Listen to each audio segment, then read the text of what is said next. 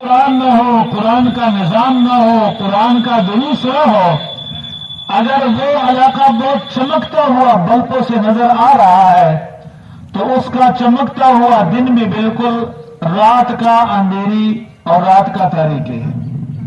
اور اللہ جل جلالہ نے مختلف انداز میں بیان کیا ہے۔ اعوذ برب الفلق، اے میرے پیغمبر صلی اللہ علیہ وسلم آپ کہہ دیجیے ان لوگوں کو، کل خبر دیجیے، اعلان کرے سارے جہان والوں کو یہ بتا دیجیے، اعوذ برب الفلق، میں پناہ مانگتا ہوں ایسی ذات کی واسطے جو فلق پہ اٹھنے والا ہے۔ فلق کا مطلب کیا ہے؟ بہت کئی سارے مطالب علماء نے کہا ہے، لیکن فلق کا ایک مطلب یہ ہے کہ رات کا اندھیرا ختم ہو جائے اور سفید کے سحر کے اور صبح کے جو سفیدی ہے وہ شروع ہو جائے۔ تو علماء لکھتے ہیں کہ اندھیرے دو قسم کے اندھیرے ہیں، ایک معنوی اندھیرا ہے اور ایک ظاہری اندھیرا ہے۔ آج کل لوگوں کو معنوی اندھیرے نظر نہیں آتے، وجہ اس کا یہ ہے کہ معنوی نور کے چشمے نہیں ہے لوگوں کے ساتھ۔ معنوی اندھیرے اتنی زیادہ ہے، شرک سب سے بہت بڑا اندھیرا ہے، کفر سب سے بہت بڑا اندھیرا ہے، اسی طرح غیبت، جھوٹ، اور اسی طرح جھوٹ کے علاوہ جتنی بھی گناہ کبیرہ یہ سب کے سب اندھیرے ہیں، یہ معنوی اندھیرے ہیں۔ اس معنوی اندھیرے کے اختتام کے لیے، اس کے ختم کرنے کے لیے اللہ جل جلالہ نے محمد رسول اللہ صلی اللہ علیہ وسلم کو مبعوث فرمایا، اور اس کے لیے ایک کتاب، ہدایت والی کتاب، ایسا کتاب کہ سارے عالم کا ہدایت ہے، یعنی ہمارا نبی بھی عالمی، ہمارا کتاب بھی عالمی، ہمارا نصاب بھی عالمی۔ ذالک الکتاب لا ریب فیہ، اللہ جل جلالہ فرماتے ہیں یہ ایسا کتاب ہے جس کی شروع، جس کے ابتدا میں اللہ جل جلالہ نے فرمایا، بالکل ابتدائی صورت ہے، ذالک الکتاب، یہی کتاب ہے، یہ کامل کتاب ہے۔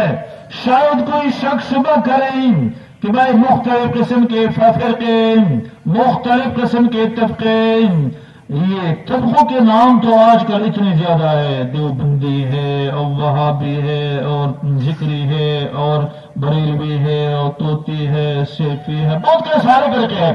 قطع لحاظ اس کو چھوڑ کے سب مسلمان ہیں، ہمارا سب کا ایک ہی مابعد اشتراک چیز ہے، لا الہ الا اللہ، اس پہ ہم مشترک ہیں۔ ہم سب کا مشترکہ نصاب آسمانی نصاب ہے، اس میں کسی مکتبہ فکر کا اختلاف نہیں ہے۔ 114 سوچ ہے، 30 پارے ہے، اور جو اس کتاب کا نظام ہے، قانون ہے، ضابطہ ہے، بیان ہے، وہ حق، سچ اور پکا پکا ہے، اور اللہ جل جلالہ کی طرف سے ہے۔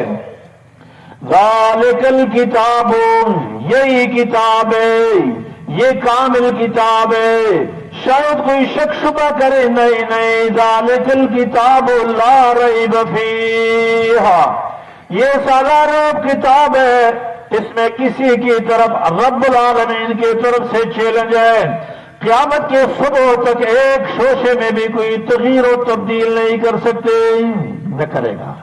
بہت کوشش کیا ہے باطل پرست لوگوں نے، بہت کوشش کرتے رہتے ہیں، لیکن اس کی حفاظت کا ذمہ داری اللہ جل جلالہ نے خود لیا ہے۔ معزز سامعین کرام، کہنے کا مقصد یہ ہے کہ اگر ایک علاقے میں معنوی اندھیرا ہو تو معنوی اندھیرے جو ہے یہ صرف اور صرف قرآن کے واسطے ختم ہوتے ہیں، اس کا اور کوئی علاج ہے نہیں۔ اللہ کا قانون یہ اللہ جل جلالہ فرماتے الف لام را کتاب انزلنا الیک، یہ عظمت والا کتاب ہے، ہم نے آپ پہ اتارا ہے۔ اتارنے والا کون ہے؟ مالک الملک۔ لیکن جتنا مکتوب ہوتا ہے تو مکتوب کی قدر اور احترام اور اعزاز اتنا ہوتا ہے جتنا وہ قادر کا ہے، قادر کا جتنا عزت ہوتا ہے۔ ایک گورنر کا خط آ جائے تو ظاہری بات ہے کہ اس کا رتبہ بڑا ہے، اسی جو کا خط آ جائے ظاہری بات ہے، اسی طرح صدر کا خط آ جائے، وزیر اعظم کا خط آ جائے تو انسان کو جب یہ خط آ جائے تو کتنا خوش ہوتا ہے کہ ہو واہ واہ ماشاء اللہ صدر نے خط بھیجا ہے، وزیر اعظم نے بھیجا ہے۔ اور اسی طرح یہ جس کا مکتوب ہے وہ احکم الحاکمین ہے، بادشاہوں کا بادشاہ ہے۔ الف لام را کتاب انزلناہ، اللہ جل جلالہ فرماتے یہ منزل من اللہ میری طرف سے نازل ہو چکا ہے۔ مقصد کیا ہے؟ لتخرج الناس من الظلمات الى النور، تاکہ لوگوں کو مانوی اندھیروں سے نکال کے، مانوی اندھیروں سے نکال کے جو سب سے زیادہ خطرناک اندھیرے ہیں، یہ دل والا اندھیرا، رات والا اندھیرا، یہ تو برقوں کے واسطے تو ختم ہو جائیں گے، لیکن جو حقیقی اندھیرا ہے اس کا علاج صرف اور صرف اللہ کی کتاب ہے۔ اس علاقے پہ، اس محلے پہ، اس گاؤں پہ اللہ کا ایک خصوصی رحمت ہے کہ آپ کو اللہ تعالیٰ نے دین کے کارخانے کا ایک بنیاد اللہ تعالیٰ نے آپ کے علاقے میں رکھا۔ یقینی اگر آپ شکر ادا کریں تو آپ کے بچے، آپ کی بیویاں، آپ کے بوڑھے، آپ کے نوجوان، جتنی بھی نسل ہے انشاءاللہ وہ نسل قرآن کے بارش سے سیراب ہو جائے گا۔ آپ کو چاہیے کہ آپ اس کا شکر ادا کریں، اس کا خیر مقدم کریں، اور اگر آپ نے خیر مقدم کیا تو اللہ تعالیٰ آپ کو رحمتوں سے نوازیں گے۔ دیکھیں مکے والوں نے ناشکری کیا تو اللہ تعالیٰ نے نبی کریم صلی اللہ علیہ وسلم کو ہجرت کا حکم دیا، مدینہ منورہ چلا گیا۔ مکہ والے 7 سال قحط میں، سختیوں میں، قسم قسم کی مشکلات میں پڑ گئی، مدینہ والوں نے مزے اٹھایا، انصار کا نام انہوں نے جیت لیا۔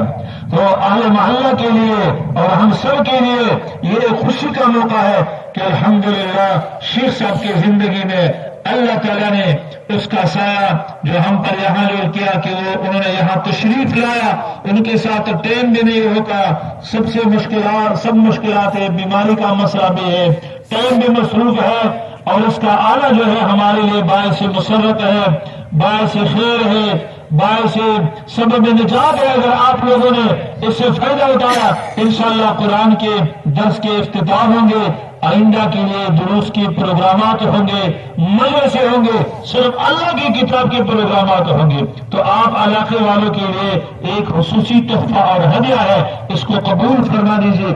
انشاءاللہ الرحمن یہ سارے اندھیرے ختم ہو جائے۔ اللہ تعالیٰ کو جزائے خیر دے دے۔ وآخر دعوانا الحمدللہ۔